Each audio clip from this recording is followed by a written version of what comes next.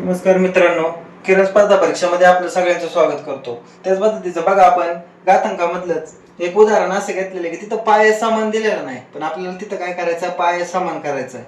तर बघा, आणि आपल्याला पाय समान करून यम ची किंमत काढायची. तर बघा, 81 बरोबर 27 चा यम, तर यम बरोबर किती. तर बघा, ही कुठल्या ना कुठल्या तरी एकाच पाड्यात असतं, त्याचा पाय समान करत असतं की नाही. बघा, तर तीनचा कितवा म्हणजे 81 होतात. बघा, 3 त्रिक 9, 9 त्रिक 27 आणि 27 त्रिक 81. 3चा 1 2 3 4, 3चा चौथा म्हणजे काय झाला, 81 बरोबर.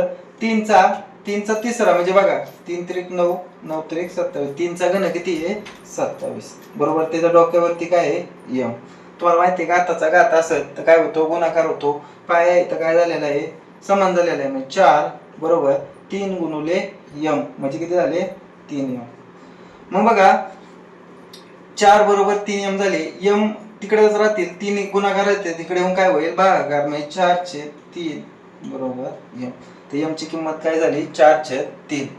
अशा पद्धतीचं गणित आहे. बघा, एकदम बघा, बऱ्याच जणांना प्रॉब्लेम असतो की 4 तिकडे न्यायचे का 3 इकडे न्यायचे.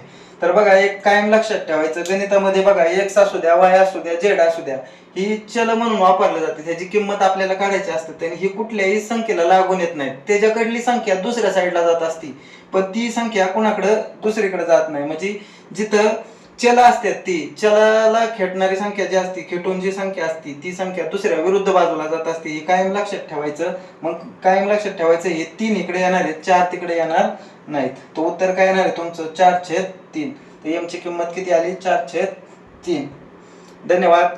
व्हिडिओ आवडला असेल तर सबस्क्राईब आणि शेअर करायला विसरू नका.